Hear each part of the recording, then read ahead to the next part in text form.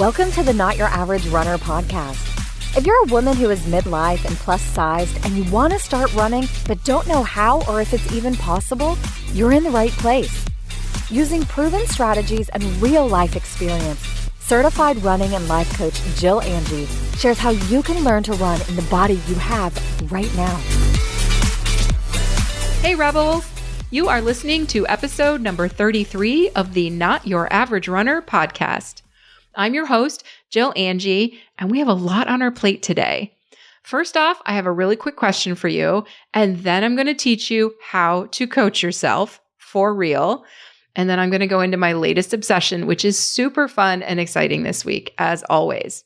So whether you're a brand new runner, an experienced pro, or maybe you're just thinking about it because all your lunatic friends are doing it, you are in the right place.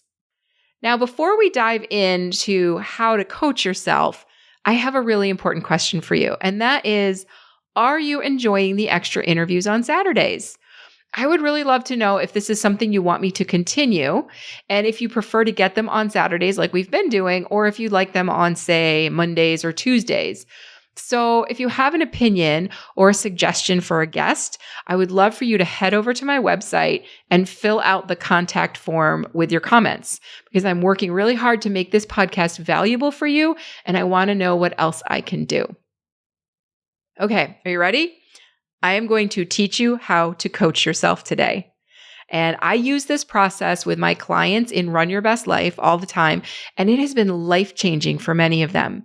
They're more consistent with their running. They're able to shift their negative self-talk to a much nicer place. In other words, they are learning to stop being assholes to themselves. Now, if you downloaded this podcast because you thought I was going to teach you how to be your own running coach, I have good news and bad news. So the bad news is I'm not going to teach you on this episode how to create a training plan for yourself today, okay? But I am going to teach you how to give yourself a pep talk, how to motivate yourself, how to make yourself feel better about your running. And honestly, a really stellar running coach is able to help you with all of that. So that's the part of the running coach piece that I'm going to teach you today. So I want you to keep listening because I am literally going to give you the secret to the universe. I am not kidding. The coaching model that I use works on every situation in life, not just motivating yourself to go for a run, which means I'm teaching you how to life coach yourself. And that is a pretty powerful thing. Now, this coaching model consists of 5 elements. And this model was taught to me by my own coach and mentor, Brooke Castillo, who I interviewed on episode 25. And we talked, I don't know if we talked explicitly about this model, but we talked a lot about the consequences of managing your thoughts. And so what I'm going to do today is actually go through in detail how that model works, how the framework works, so that you can use it on yourself. And don't worry, you don't need to be taking notes right now unless you're at home and not driving and not running, in which case get out some paper and go ahead and take notes. But I do have a cheat sheet for you that you can grab at my website. So right now, just go ahead and listen. And at the end, I'll tell you where you can get the cheat sheet. So here's the deal. The coaching model, like I said, consists of 5 elements. And those elements are circumstances, thoughts, feelings, actions, and results. And so I'm going to go through each of them in detail and show you how they relate to each other. So the first thing we're going to do is talk about circumstances. And this is a really important concept for everyone to get. Circumstances are things outside of our control, things like what other people do or think, or things like the weather, or facts and data, things that exist in the world. They are just literally facts and data. Or our past. Our past is another thing that's outside of our control. It's a circumstance. It's done. It happened. We cannot change it. And sometimes our brain gets confused. And here's where life coaching comes in. Because what happens is there are circumstances in the world and our brain gets confused and thinks we can control or change these things, and especially like other people and our past. And our brain will put a lot of effort into doing that. But of course, we know we can't change the past, and we know we can't control other people. We know this logically, and it's really important that you know it very logically and very clearly because your brain will try to tell you otherwise. So let me give you an example. You might think that if you act a certain way, that if you do certain things, other people will treat you the way you want to be treated, right? So if I, am nice to this certain person, then they're going to be nice back to me. And this is a way of controlling other people. And I mean, I know it sounds harsh for me to say that, but it's straight up manipulation. Do you think like if I do certain things, then other people will do certain things back to me? It's a way of you trying to control other people. And of course, that usually backfires, right? Because we can't actually control other people, right? We are constantly trying to alter ourselves and alter the way we show up in the world so that other people will think certain things about us and behave a certain way towards us, right? And as I know one thing as a life coach for sure, like I said, that always backfires because we really can't control other people's behaviors. We can't control their thoughts no matter how hard we try. But our brains don't know that. Our brains think that it works. So it's frustrating, right? But as frustrating as it can be, there actually is good news in all of that. Now, we can't control our circumstances. We can't control other people. We can't change our past, but we can control our own thoughts. This whole concept isn't something that we're taught in school, which is kind of a shame because there are so many people in pain over things that are circumstances in their lives, right? And they think that that circumstance is what's causing their pain, but they always have this option to think, feel, and behave differently, but they don't think they do because they think that the circumstances are controlling their lives. So we're going to really talk in detail about how to change how you think and feel and act using this model. So it all starts with knowing the difference between a circumstance and the next thing on the list, which is a thought, right? So how do you know if something is a circumstance and not an opinion or a belief or a thought? Only if every single person on the planet would agree with you. And then we're talking billions of people, right? So if there were a way to go ask every single person on the planet if they agreed on something you think is a circumstance, every single person said, yes, that is the situation, then you can call it a circumstance. Like, is it raining? Every single person on the planet says yes because they're all in the same spot because we live in some weird alternate universe where you can have 20 billion people all in the same spot. If they all said yes, then it's a circumstance. But if anybody disagrees, then it's an opinion or a belief or a thought. Okay. And so I know that's kind of a weird way to put it, but I promise it's going to become clear. So just stick with me. So next on the list is our thoughts. And this is where we give meaning to our circumstances, right? Through our beliefs, through our opinions, through our judgments. Okay. Thoughts are sentences that you say in your mind. Sometimes we're aware of them. Most often we're not. There's sort of this background noise of thinking that's going on that we're really not paying attention to a lot of the time. So very often we confuse our thoughts and our circumstances. For example, if you have the thought, I am a slow runner, you might think that's just a fact, right? And many people might agree that the pace that you run is slow, but not everyone would agree. And so that's what makes it an opinion, right? So most people would agree that I'm a slow runner is just a statement of reality, but it's not. It is your opinion about how long it took you to go from point A to point B, right? Because not everybody would agree on what qualifies as slow. For example, the circumstance is maybe that you can run a mile in 15 minutes. So it takes you 15 minutes to go from point A to point B, and point A and B are a mile apart. Okay? That is the data. That is the fact. You have a thought that's really fucking slow, right? Somebody else might have the thought, damn, that's really fast. It all depends on your belief system, right? So you can't change your circumstances, but you can change your thoughts about them, okay? And this is where it starts to get really fun because the root cause of any problem we have is always our thinking, right? It is never, ever the circumstance. It is always the way we think about it that's the problem. So I really want you to let that sink in. Your problem is never your running pace, but rather your thoughts about the pace, okay? Now, I know there are a lot of you arguing with me right now in your head. You're like, stop it. My pace is my pace and it's slow. And that is my problem. And I promise you that is not your problem. Your problem is that you are creating a story in your head about what it means that you ran a 15-minute mile or a 17-minute mile or whatever. Okay. So just keep listening. It's all going to make sense. Now, when we have a thought about a circumstance, that thought generates a feeling. So this is number 3 on our list. Feelings are one word that describes an emotion. It's like sad, mad, happy, disappointed, elated, excited, motivated, discouraged, right? Those are all one word that describe an emotion. So that's what I mean when I say a feeling, okay? So we have a thought about a circumstance, and that thought creates a feeling. The thought always comes first. We may think we have a feeling in response to a circumstance, and then we have a thought about it. Not how it works. So we have that thought about the circumstance. The thought creates a feeling. We have this emotion. It might be happy. It might be discouraged, whatever that emotion is. And then we take action, or it's inaction, right? We either take an action or we avoid taking an action as a result of that feeling.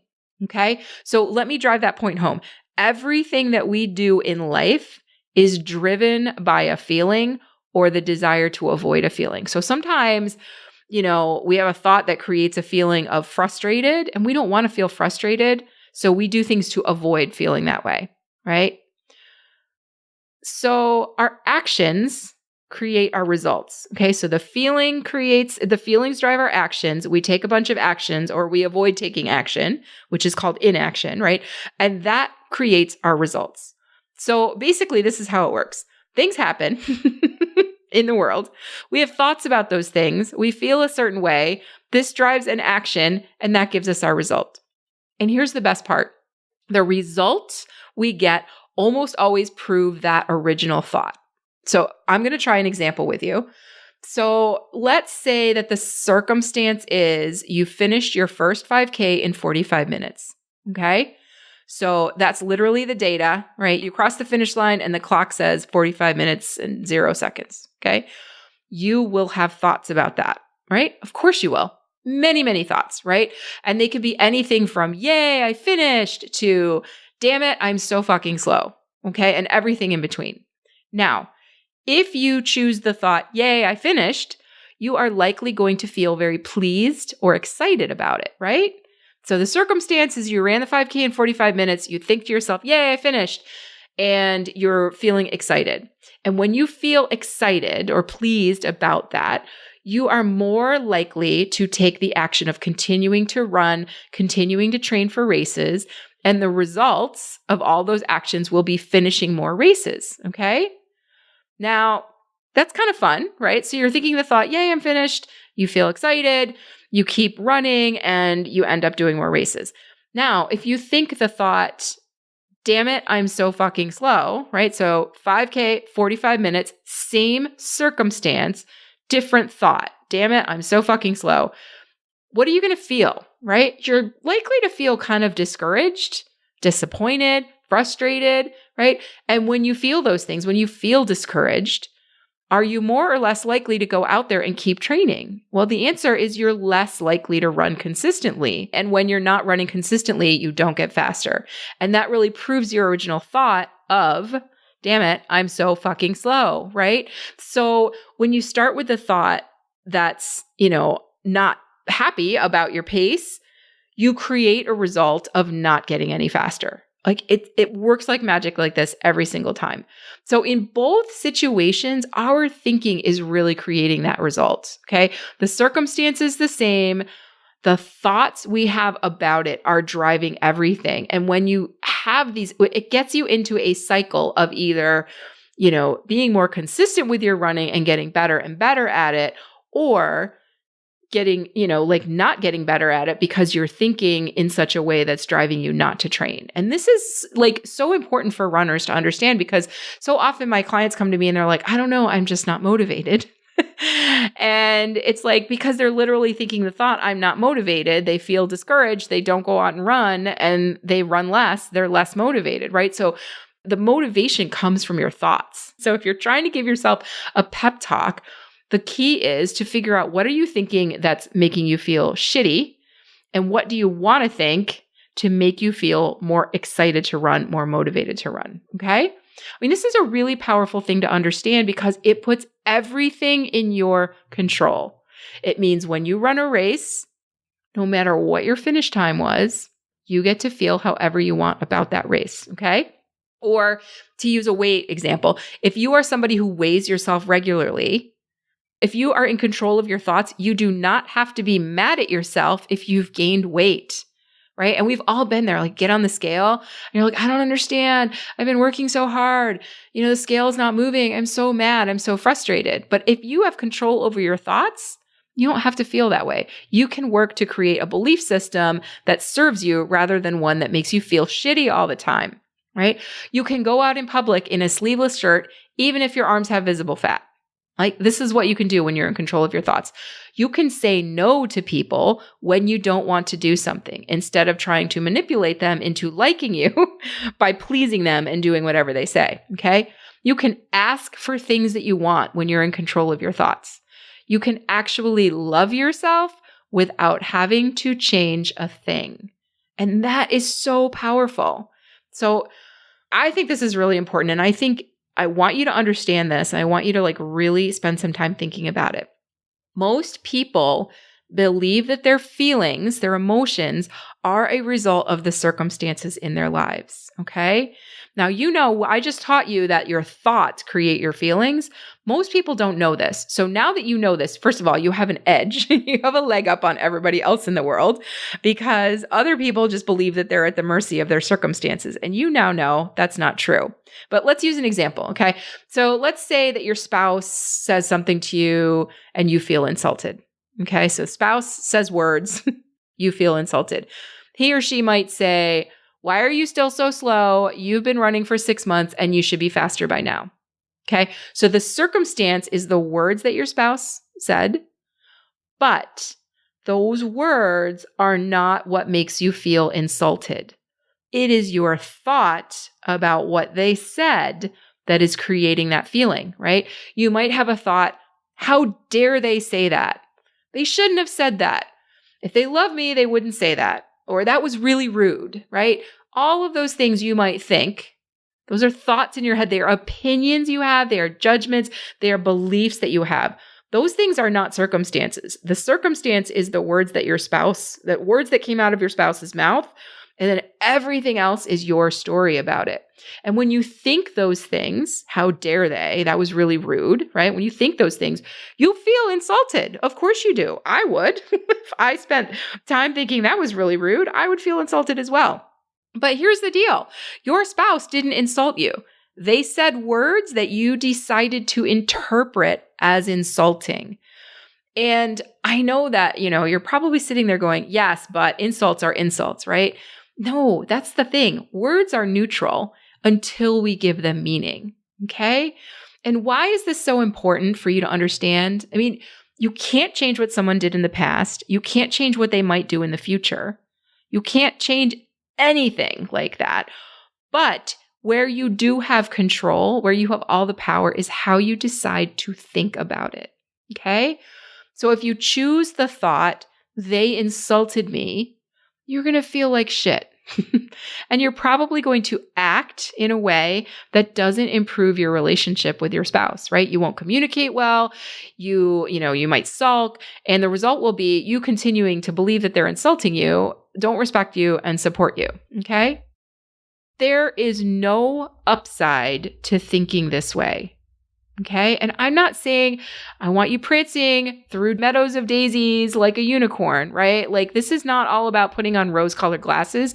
This is about not arguing with reality. There is no upside to thinking that your spouse has insulted you.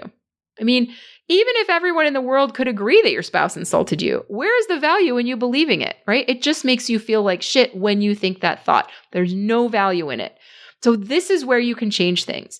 Your spouse doesn't have to change a thing. It all comes from you.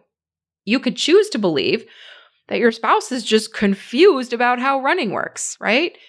They might just not get it. They might think, like maybe you did before you started running, that you have to do a 10-minute mile to be a runner. They're just confused, okay? Or they might be curious about your progress and don't mean that in an insulting way at all. They're just like, hey, you've been running for a while. Shouldn't you be faster? Like some people, that's just how they communicate. They're not intending to be demeaning or anything like that. That's just how they talk, okay? So it could be any number of things. You get to decide what you make it mean, okay? So changing how you think about a circumstance changes how you feel, and it drives different actions and results. So here's what I want you to do this week, okay? I want you to think about a problem you're having in your life. Decide what the circumstance is, and I want you to be really specific and really question yourself when you're writing out the circumstance, okay? And then I want you to write out your thoughts and your feelings and how you behave when you feel that way. And remember, a feeling is a one word. A feeling is not, I feel like this person shouldn't have done that, right? That's a thought. A feeling is an emotion. It's one word. Okay, so write out your thoughts, your feeling, how you behave when you feel that way, and then the result of that behavior. Okay. And that is called doing a model. And this is how we solve problems. Okay. So think about that problem, write out your model. Then I want you to look at the model that you've created and decide, A, if you like the results it's creating in your life. And if you don't, how might you be able to think differently? Okay. If you change the thought without the circumstance changing, right? So your spouse doesn't take back what he or she said. The spouse said the words, you can change the thought, right? So if you change the thought about what your spouse said or whatever your problem is, right? Whatever your circumstance is, if you change the thought, how might the feelings, actions, and results change? Okay. And then once you have a model that you like, start practicing that new thought and see what happens. Okay. So to make it easier for you, I've actually created a PDF that you can download from my site that will walk you through the process. All you have to do is go to notyouraverage-runner.com/model to get it. And if you are doing this work, I would absolutely love it if you would share your models in the free Facebook group, because it's a great place to do that. Or even better, join the Run Your Best Life coaching group at runyourbestlife.com and we'll work on your models together, right? Because that group is actually about so much more than running. We run a lot, but what happens is, I coach everyone in that group, not just on their running, but on their models for life. And so everyone becomes a better runner, yes, but you also get to level up your whole life because I am continually teaching the tools there that I teach on the podcast, but we go deeper and we work hard on making the changes necessary so you can run your best race and live your best life. Hence, run your best life, okay? So it's a running group, it's a life coaching group, and I just would love it if I could see you there and work with you on your models. Okay. So my obsession this week has to do with Erin Condren. And oh my God, folks, I mean, I am a total office supply nerd. I can't even tell you how many different colored Post-it notes I have. But seriously, the Erin Condren stuff is next fucking level, all right? You can create planners with like custom quotes and designs and photos. And I actually just ordered some gorgeous custom journals for all of my clients that have joined the Rebel Runner Unleashed program, and they are so freaking fun. They're so pretty. But the reason I want to tell you about these planners is not just so that you can plan your whole life with them, but I think they're super great for running because, first of all, you can create these custom covers and you can actually put like a whole photo montage on there. I think you can have like maybe up to 16 pictures on the cover. And so you can use pictures of you crossing finish lines or holding race medals or, anything, or maybe your motivation for running, like pictures of your kid, pictures of your spouse, like all the reasons that you want to be a runner, all the things that you're proud of. You can create like a whole collage and then have that be printed right on the cover with your name and a custom quote. And then there's different layouts for all different styles of tracking your results. So like you can really make an amazingly fun, gorgeous, inspiring running journal with the whole Erin Condren line. And you can even get customized stickers to help you personalize the pages even more. And so I'm obsessed with them, and all of my private clients, I send them these journals, and I just think everybody should check it out and see what's available, because if you're looking for a running journal or a fitness journal or just something fun to inspire you on your journey, I think Erin Condren has some really great stuff.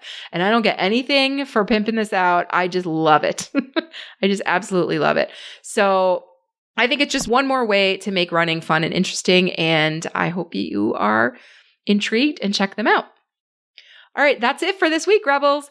Everything I mentioned in this episode can be found in the show notes at notyouraverage.runner.com/33, including the link to download that PDF I mentioned that will help you create your models and look at how you can change your thinking. And if today is the day that you've decided you're ready to get started with running, if I've finally convinced you that this life of craziness is the life for you, I want you to head over to notyouraverage.runner.com/start, grab your free jumpstart plan, and join the Facebook group and start telling us how you're doing. All right, that's it for me today. I'll see you next Thursday. No, wait, I'll see you on Saturday for an interview with Julie Fountain. Have a great week. Bye.